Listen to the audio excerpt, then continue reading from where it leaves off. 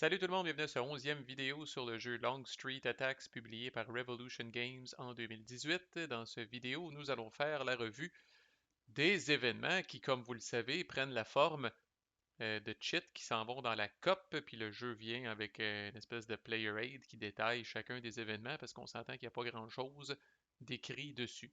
Il y a énormément d'événements qui sont communs aux deux camps. Fait que je fais un seul vidéo, on va tous les voir ensemble, là.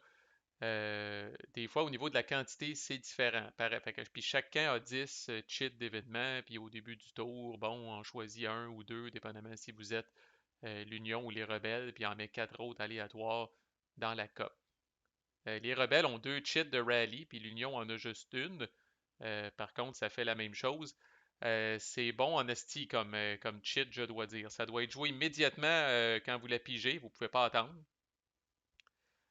Soit que vous enlevez toutes les morale hits de toutes les unités qui sont situées dans un hex et vous vous crissez de la proximité des unités ennemies. Ça, c'est majeur en esti. Ça veut dire que même si là, par exemple, est ici, puis que ça a relativement mal été, puis qu'il est rendu avec deux morale hits, je pourrais jouer un rally sur là, même s'il ne respecte pas là, le prérequis d'être à 3 hex d'une unité ennemie. Donc, soit que vous faites ça, ou soit que vous essayez de faire ce qu'on appelle un rebuild attempt. Fait que là, je vais faire le même exemple, toujours avec là. Mais là, cette fois, supposons qu'il est battle worn. Pour être capable, par exemple, de faire un rebuild attempt, vous devez être à 2 hex de l'ennemi. Mais encore là, c'est différent. Normalement, si vous faites ça via un regroup ou si vous faites ça via un defend, ce genre de choses-là, vous devez être à 3 hex de l'ennemi. Avec la cheat de rally spécifiquement, c'est correct d'être à seulement 2 hex de l'ennemi. Puis non seulement ça, mais si je fais ça pour là, qui est ici, là, je rappelle qu'un rebuild, vous devez lancer un dé, vous devez rouler égal ou inférieur au cohesion rating de la unit. Mais quand vous jouez la cheat de rally, le cohesion rating de la unit est augmenté de 2.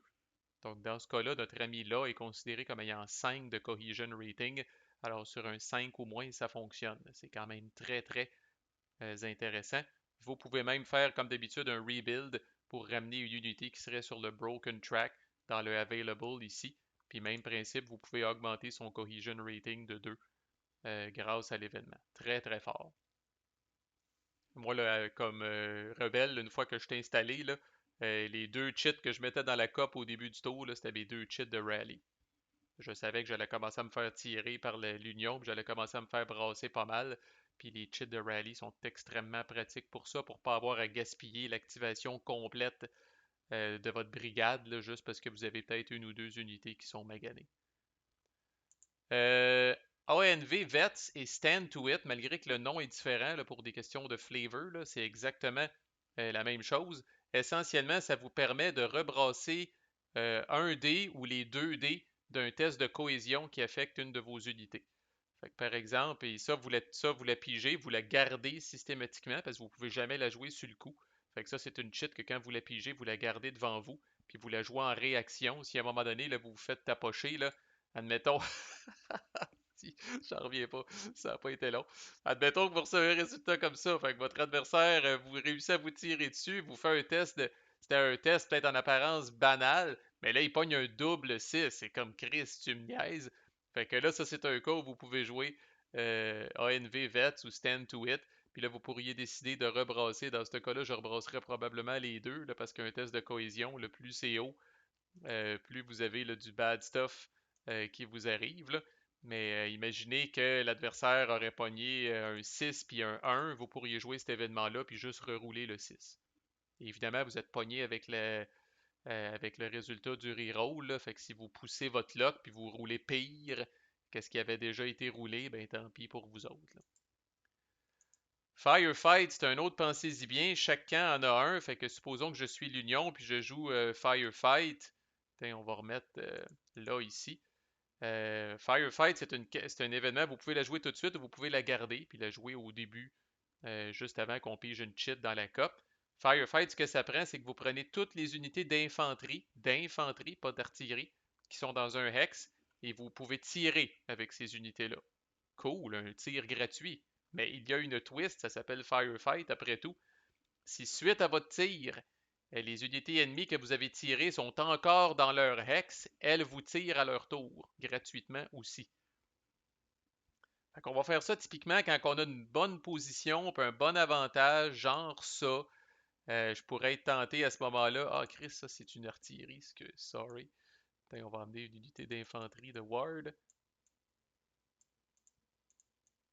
Voilà. Fait que c'est tentant ici là, de dire, j'ai Firefight, je vais la jouer, puis je vais combiner, parce que vous pouvez combiner votre tir, même affaire. Fait que là, je pourrais tirer avec 10 de force sur là qui est ici, mettons qui n'est pas supporté en plus. Puis là, je dirais, ah, Chris, je vais être sur la colonne 10 à 11, puis lui, il a 3 de cohesion rating, fait que mes chances sont bonnes. Je peux peut-être même me retrouver avec un test off. Mais sachez que si suite au tir, là est encore là, ben là va tirer à 4 de force. Il va répliquer, finalement. Dès qu'il a retraité, il n'a pas le droit de riposte. Mais tu sais, si là était plein, par exemple, puis que vous pognez comme résultat qu'il devient Battle Worn, même si vous avez réussi à faire quelque chose, il est encore dans son hex et il peut répliquer. Fait que comme je dis, c'est un pensez-y bien. Ça peut se retourner contre vous, Dieu sait que ça s'est déjà vu. Command Momentum, les deux en ont un, c'est intéressant. À la fin, bon, un de vos généraux vient d'être pigé dans la COP, vous avez brassé contre son command rating, que vous ayez réussi ou non, vous faites vos affaires avec une brigade en question. Fait que command momentum, c'est un événement encore là qu'on garde devant nous, qu'on ne peut pas jouer sur le coup. Euh, à la fin de l'activation de cette brigade-là, vous pouvez jouer cette cheat-là. Puis vous pouvez dire, mettons que, par exemple, supposons que c'était Hood, on va faire un cas simple. Supposons que c'était Hood qui avait été tiré pour le rebelle, puis il vient de finir d'activer là, comme brigade. Ben là, il pourrait dire, OK, tu sais-tu quoi, ça presse, fait que je joue Command Momentum, et je peux essentiellement, dans le fond, vous faites comme si vous veniez de repiger Hood, et vous brassez contre son Command Rating, mais vous ajoutez un à son Command Rating.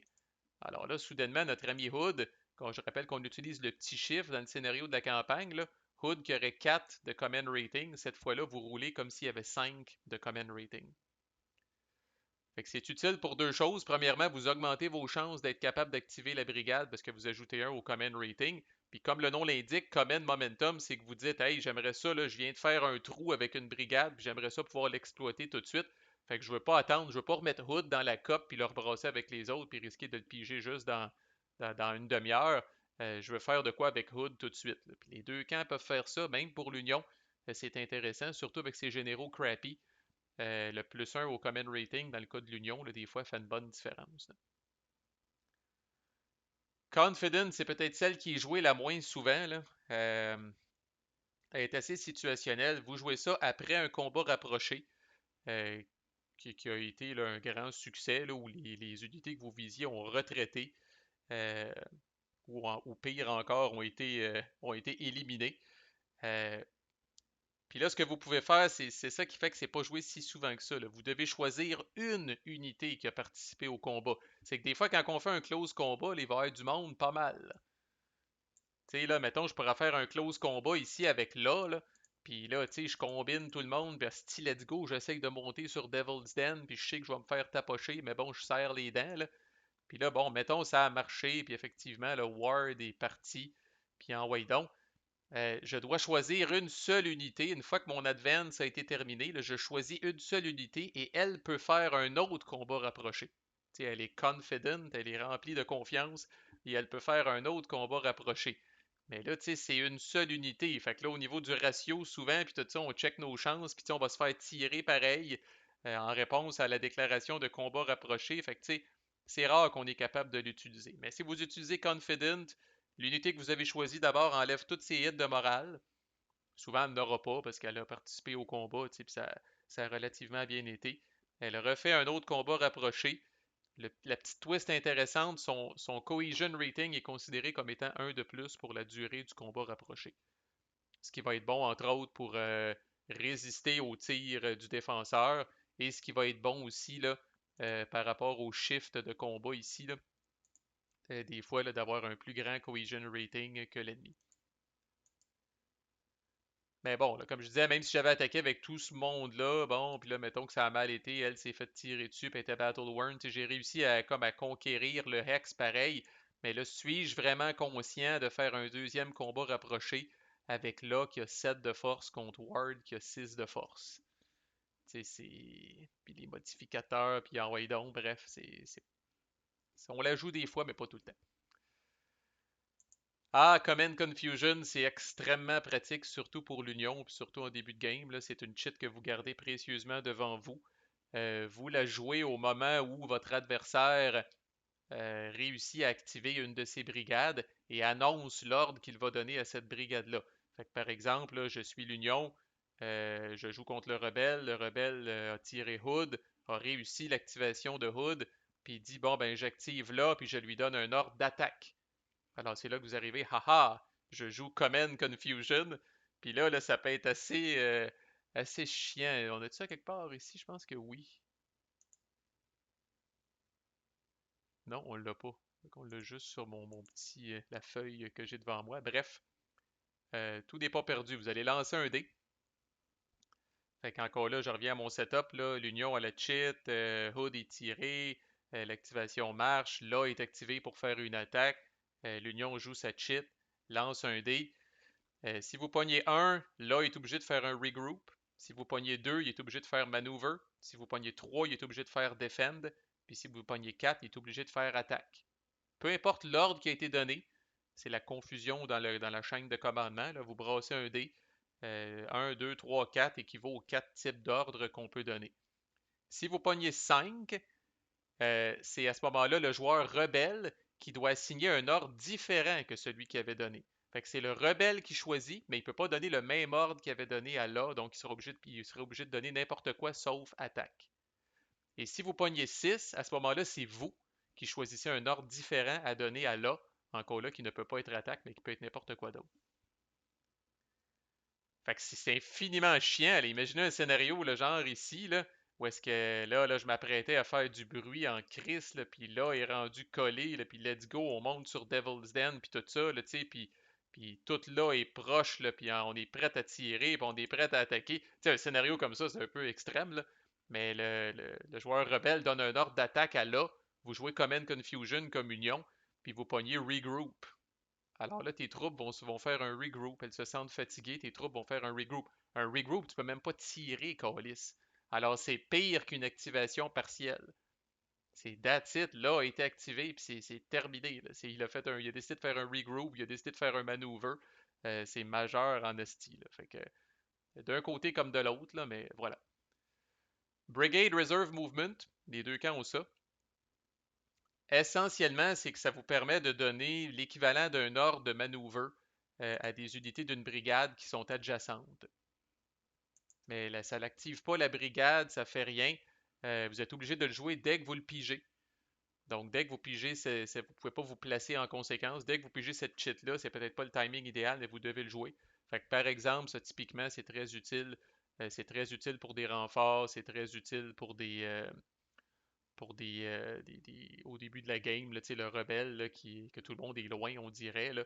Fait que je pige ça comme rebelle, je pourrais dire, bon ben, je donne le Brigade Reserve Movement à Anderson. Alors ces quatre unités-là d'Anderson sont adjacentes. Essentiellement, elles reçoivent 6 points de mouvement.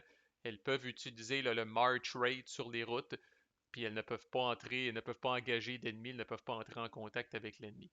Mais autrement, c'est comme let's go, on a 6 de mouvement à ce type, on avance. Puis comme je disais, ça compte pas comme une activation de la brigade. Fait que plus tard, je tire Hood, je peux décider d'activer Anderson, puis let's go, on continue d'avancer. Très, très pratique. Et même si les unités sont pas sur la map, c'est les unités qui arrivent en renfort, vous pourriez utiliser ça pour dire, bon ben, par exemple, là, il y a Iris au début là, qui arrive avec un hostie de tapon d'unités. Là. Fait que vous pourriez choisir n'importe qui, Day, Burbank ou Weed là-dedans, puis dire, bon ben, let's go, Brigade, Reserve Movement, elles apparaissent sur le fameux Hex 3600, puis je commence à les déplacer avec 6 points de mouvement, puis encore là, ça compte pas comme leur activation. Maintenant, les cheats uniques aux deux camps. Good Ground, c'est unique à l'Union, puis l'Union en a deux. Ça doit être joué dès que c'est pigé. L'Union va placer ça là, typiquement sur un hex qui est menacé dans le tour et qui contient des unités amies. Par exemple, on pourrait placer ça ici. Puis on l'a vu quand on a vu les différents modifiers. Là, Good Ground est présent à la fois dans les Fire Combat et dans le Close Combat. Ça donne 2 shifts à gauche. Alors, ça l'aide beaucoup le défenseur et il reste là jusqu'à la fin du tour ou jusqu'à temps qu'il n'y ait plus d'unité d'union qui se trouve dans le hex. C'est dur en asti de percer un hex qui est marqué avec le good ground, là. Le 2 shift à gauche, disons, ça fait très mal. Et l'Union a aussi Rebel Fatigue. Fatigue rebelle, donc encore là, c'est gardé quand c'est pigé. C'est joué au début, quand un ordre a été donné à une brigade, là, quand le rebelle réussit son activation puis donne un ordre à une brigade, peu importe c'est quoi cet ordre-là. À ce moment-là, l'Union va lancer, va lancer 2 dés. Le premier dé qu'il lance, s'il pogne 1 ou 2 seulement. Donc, il va pouvoir mettre un hit de morale sur n'importe quelle unité dans la formation. Puis, le deuxième dé qui brasse, ça peut être très intéressant, va devenir la nouvelle valeur de mouvement des unités de la brigade qui est activée. Fait que, par exemple, en début de game, souvent, le rebelle, avec Hood, là, va donner des ordres de maneuver parce qu'il va aller vite avec 6 points de mouvement puis tout ça. Fait qu'il donne un ordre de maneuver, mettons, à Benning. Ça lui donne 6 points de mouvement puis tout ça. Là, encore là, l'Union, je joue cette cheat-là que j'avais pigé avant puis que j'avais gardé, Rebel Fatigue. Commence par brasser un dé. S'il pogne 1 ou 2, peut venir mettre un hit de morale sur une des unités de Benning. Puis le deuxième dé qui brasse, là, il peut pogner, on s'entend, n'importe quoi entre 1 et 6, ça devient la nouvelle valeur de mouvement. Fait qu'imaginez qu'il pogne 1. Donc là, les unités de Benning ont 1 point de mouvement. Ils n'iront pas chier loin, là. Ils vont venir ici, ils vont venir ici, puis le reste, il n'est pas capable de. Quoi que ça, il descend à la côte, là, fait qu'il pourrait venir ici. Mais tu sais, on s'entend qu'au lieu d'avoir 6 points de mouvement, ils ont juste 1 point de mouvement. Évidemment, vous ne pouvez pas donner plus de points de mouvement aux rebelles suite à ça. Fait que par exemple, si le rebelle avait donné un ordre de defend qui vient juste avec 2 points de mouvement, ben, même si vous brassez 4 sur votre dé, là, soudainement, les unités rebelles n'ont pas 4 points de mouvement. Là. Fait que le deuxième lancer de dé peut juste réduire la quantité de points de mouvement des unités qui ont été activées. Quand c'est bien timé, ça peut être assez chiant. Et puis ça peut ralentir d'un tour, des fois, là, les ardeurs du rebelle. Mais le rebelle a un peu quelque chose pour compenser, là, ça ici, qui s'appelle Double Time. Alors, Double Time, ce que ça fait, c'est qu'encore là, le rebelle joue ça une fois qu'il a activé une brigade. Comme son nom l'indique, ça va doubler la valeur de points de mouvement de la brigade. Fait que vous pourriez faire attaque avec 8 points de mouvement, vous pourriez faire maneuver avec 12 points de mouvement, vous pourriez faire defend avec 4 points de mouvement. Mais encore là, vu qu'on se presse et qu'on bouge vite, le rebelle lance un dé sur un 1 ou 2, il est obligé de donner un hit de morale à n'importe quelle unité qui vient d'être activée. Mais on en fait du chemin. Là. Attaque avec 8, là, vous pouvez surprendre l'Union. Vous pouvez pogner l'Union, les culottes baissées, pas mal avec ça, là, parce que normalement, on check nos affaires et on dit, bon, ben là, s'il veut faire attaque, ça va être juste 4 points de mouvement, il ne se rend pas, tatata. Mais avec un double time, des fois, c'est assez chiant. Habituellement, dans le premier tour, c'est une des cheats qu'on va mettre dans la coupe comme rebelle. En passant, vous ne pouvez pas jouer double time sur une brigade qui a bénéficié de Brigade Reserve Movement ou vice-versa. OK? Parce que là, dans le 20 minutes que dure un tour, ça commence à être stretché de penser, par exemple, que Robertson pourrait avoir Brigade Reserve Movement bougé de 6. Après ça, recevoir les bénéfices de Double Time puis doubler son mouvement. Après ça, être activé normalement par Hood. Puis après ça, n'oubliez pas, peut-être même être activé dans les faits une autre fois par Longstreet.